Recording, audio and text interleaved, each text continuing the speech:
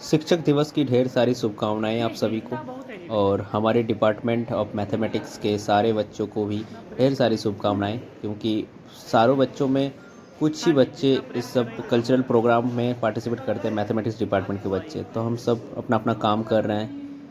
तो चलिए शुरू करते हैं टीचर्स डे सेलिब्रेशन कैसे किए हम लोग मैथमेटिक्स डिपार्टमेंट में, जो कि कुछ ही बच्चों के द्वारा किया गया। ओनली 20 भी नहीं होगा, अंडर 20 बच्चे। देखिए आज हम लोग टीचर्स डे सेलिब्रेट कर रहे हैं।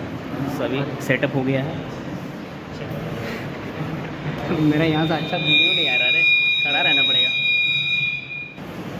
तो गोपी जी हम लोग का होस्टर। आप सबों को आज शिक्षक दिवस की शुभ अवसर पर हम सब यहाँ उपस्थित हैं और हमारे डॉक्टर डी.एन. मोराय सर, साथ में जियाउल हक सर मुख्य अतिथि के रूप में उपस्थित हैं। जो हमारे शिक्षक हैं उनका हम सब स्वागत करना चाहेंगे। तो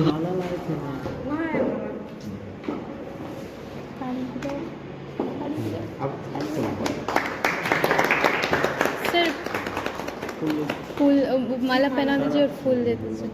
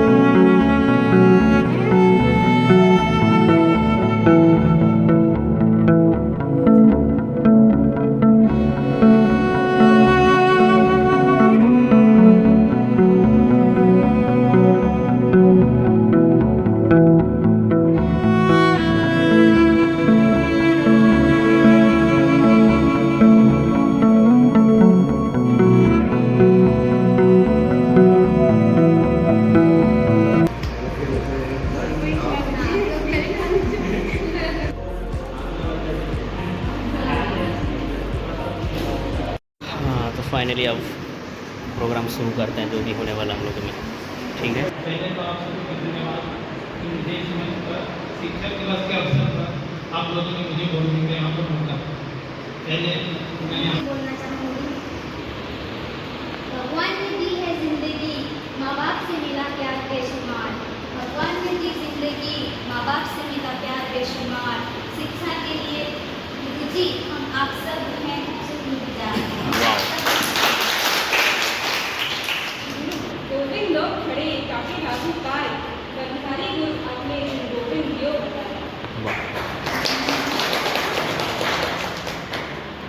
देखिए सर, आप आइए और हमारे लिए कुछ प्रस्तुत करिए।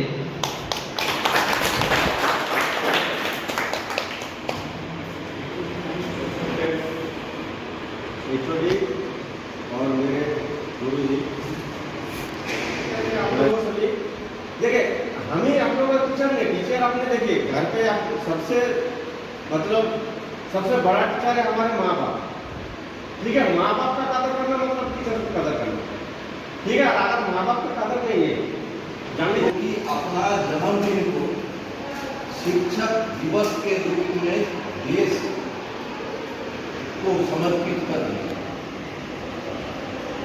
मुझे आज भी बहुत अच्छा लगता है कि बच्चा जब साल भर पढ़ लेते हैं, उसके बाद शिक्षक दिवस के रूप में ये दिन मनाते हैं शिक्षक को सम्मान देने के लिए।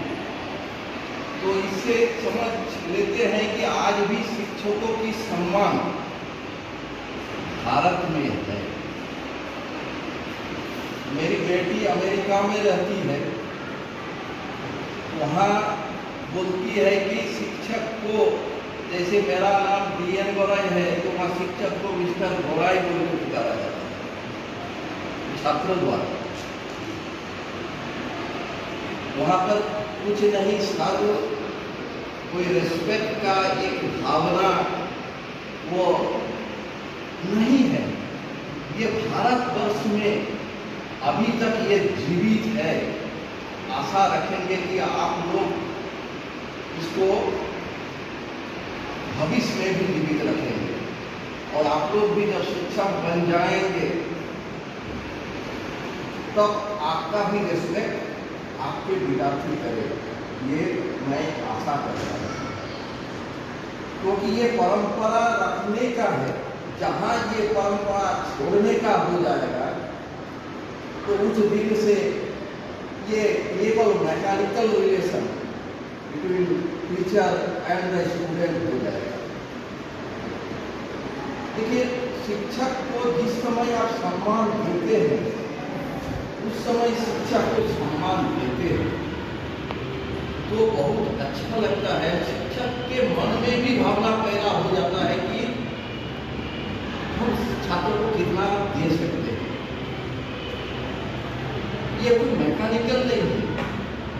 जब हम लोग का तबीयत खराब रहता है तो छात्र आकर के सम्मान के साथ जो बात करता है तो एनर्जी पूरा आ जाता है। तो ये मेडिसिन का काम करता है।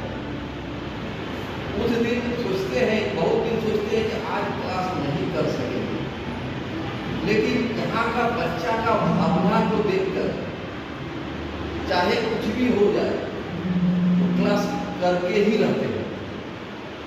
मेरी वाइफ का कहना है, आप तो बीमार है, हम जानते हैं आप वहाँ जा करके पूरा आपका एनर्जी आ जाएगा। इन लोग सब कुछ जानता है कि जब शिक्षक, केवल हम नहीं बाकी शिक्षक के बारे में भी बोलो, जब छात्र के सामने आ जाते हैं, अगर वो शिक्षक कविता आप पाठ करेंगे, अपना जो लिखी हुई कविता है, तो हम तो कवि नहीं है, लेकिन एक मैथमेटिशियन होने के बावजूद भी समाज के प्रति जो प्रतिक्रिया आती है, चाहे किस रूप में हो, उसको मैं व्यक्त करता हूँ कभी कभी लिख कर। तो ये जैसे भाषा वाले छायावाद होते हैं, हम लोग छायावाद नहीं हो पाते हैं, हम लोग वास्तववाद होते हैं। रियलिस्टिक लाइफ पर कुछ लिखते हैं, जहाँ मन में भावना जो पैदा होती है। तो मेरा तो भाषा, मातृभाषा बांग्ला है, तो बांग्ला में कुछ कविता होगा और हिंदी में पहले कर देता हूँ। जिसको समझ में नहीं आएगा, मैक्सिमम सर, मैक्सिमम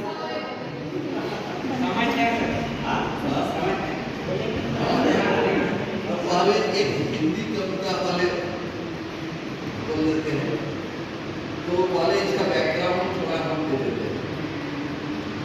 इसमें लिखे हैं कि इस कविता का लेखक गणित विषय के एक प्राध्यापक है। जिंदगी की राह पर काम और चिंता की भीड़ में समय ही तो नहीं मिलता, नहीं तो कविता दर कविता लिखता। जिंदगी की राह पर काम और चिंता की भीड़ में समय ही तो नहीं मिलता, नहीं तो कविता दर कविता लिखता। वाह वाह। हाथ में लेकर एक चिंता, मोड़ पर जाकर दूसरी चिंता, इधर ऑफिस उधर घर, बाकी दूसरों की व्यथा सर पर। समय ही तो नहीं मिलता, नहीं तो कविता दर कविता लिखता। कविता का बौछार लगा देते हैं, बढ़िया। यंत्र के समान है कर्मयोगी मनुष्य, विराम चिन्ह आने का इंतजार, मतलब रेस्ट लेने का इंतजार। वो बहुत दूर की चिंता, नहीं आने, विराम चिन्ह लगने को समय ही तो नहीं मिलता, नहीं तो कविता दर कविता लिखता। कंप्यूटर और मोबाइल की युग में भाषा की संक्षेप में फीमेल की रेस में हो गया आवेग की भाषा, उजड़ गया कविता की नशा। ये सब पुनः अगर मिल जाता तो कविता हर कविता। আমি এক চাপা খাওয়া समझ में आ रहा है? এসেছিলাম পৃথিবীতে যখন পৃথিবীবাসী করছিল হাজল হাজল, তখন পানি দিয়ে প্লাজমা মারতে হবে। পৃথিবীর বুক চিরে পাতালের নীড়ে আমি করলাম সঙ্গ, ধরিত্রীর পদে বিনীত হয়ে জানালাম পৃথিবীবাসীর অভিযোগ। हिंदी समझ में आ रहा है कि अंदर पृथ्वी का सीना को चीर कर हम पताल के पानी के साथ अपना संयोग किया। कुआं अक्षम, कुआं नहीं सकता है, तुम ही सक्षम ईश्वर को कह रहे। हे धरित्री दाओ তোমার কৃপা ধারা, হাহাকার করে জল জল লোকে চিৎকার করে তোমার বসুন্ধরা। তুমি রাজি হলে মানব কৃপা পেলে হবে ধন্য, বাঁচবার জন্য তোমার উপর ভরসা করা। হে মানব ধীরে ধীরে আমায় চালা, চাপা করে বললাম তো ধীরে ধীরে চালা। হে মানুষ আমি তোমাদের ভালোবেসে দেবো ধরিত্রী পৃথিবীকা অমূল্যদান পানি ধীরে ধীরে রাখো রাখো আমারও। মানুষ শোনে না, नहीं सुनता है, क्रोध माने ना, দেয় আরো জোরে ধরাম ধরাম। হে মনুষ্য একই ব্যবহার, যে ভালোবাসে তারই করতে চায়। इंसान है ना। আমি ক্লান্ত পরিশ্রান্ত তোমাদের দেশে বিপদে পড়লাম আমি এসে চাপাকল বললাম আদমি। আমি এক হতভাগ্য চাপাকল। হে ভগবান করি আহ্বান দাও দেবের সুমতি, তুমি বলে দাও ভাগ করে নাও পৃথিবীর অমূল্য। समझ में आ रहा है? उसके बाद एक छोटा कविता मेरी बेटी छोटी थी, एक ये सब किसी को पवित्र অনুষ্ঠানে জুতো संग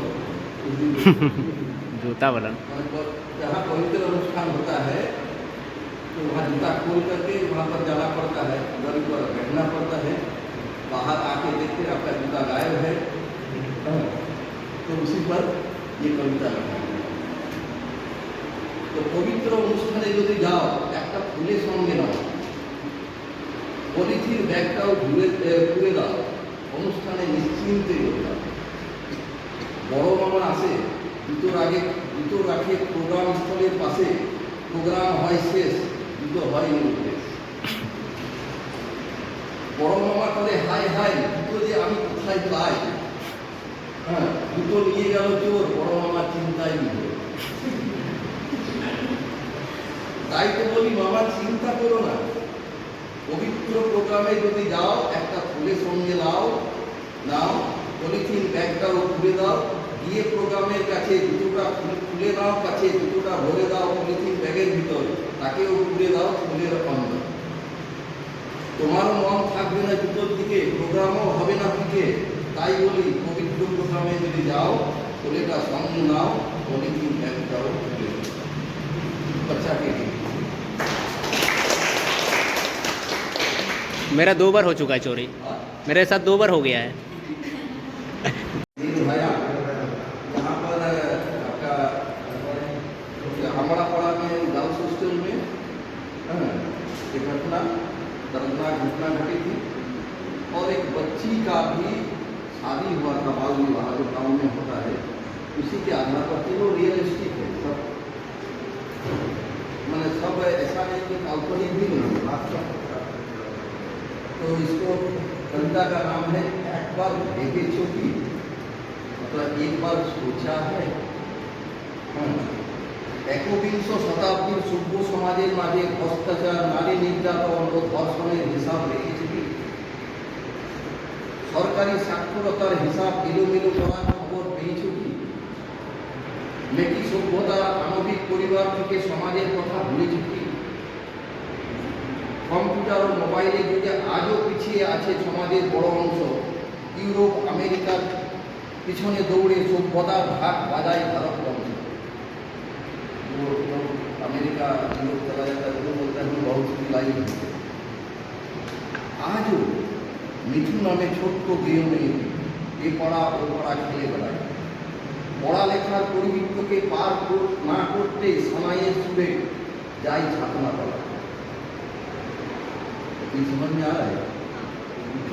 छोटा बच्चा पढ़ाई लिखाई खत्म होते नहीं होते वो शादी के असर में उसको जा रहा था, वो खेल रहा था।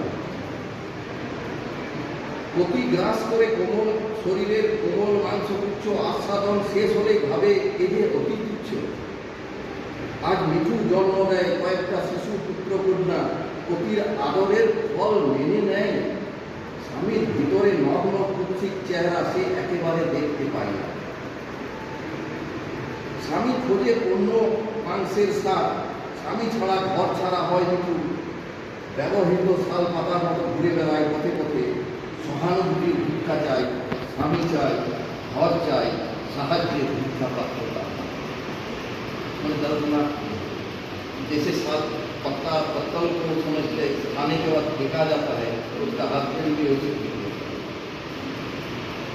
একবার ভেবেছো কি মৃত্যুদের কথা?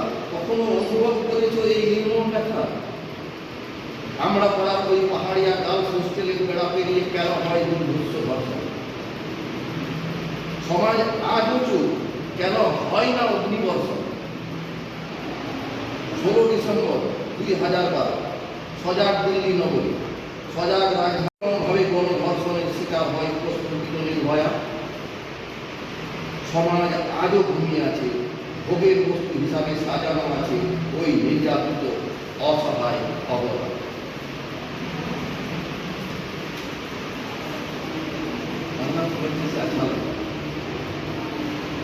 একবার ভেবেছো কি ওই মিঠু নির্ভয়া ও পাহাড়িয়া মেয়েদের কথা?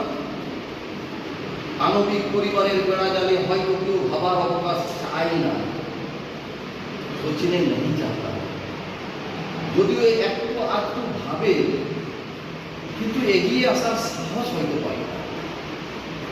তবুও ভাবি সমাজের কথা ভেবেছো কি? সমাজকে তুমি কিছু দিয়েছো কি? সংস্কারের শপথ নিয়েছো কি? তাই তোমাকে ভাবতে হবে, কিছু করতে হবে। একবার ভেবে দেখো না। जी का है तो हम उनके जन्म से ही स्टार्ट करते हैं। तो उनका जन्म 5 सितंबर 1888 को मद्रास प्रेसिडेंसी में एक चित्तौड़ जिले में तिरुवंतपुरम गांव में हुआ था। और ये भी आता है तो सब नहीं लेंगे हम। काजू का काजू काजू उसको दे, बच्चा को दे दो काजू को। हाँ तो क्या दिक्कत है?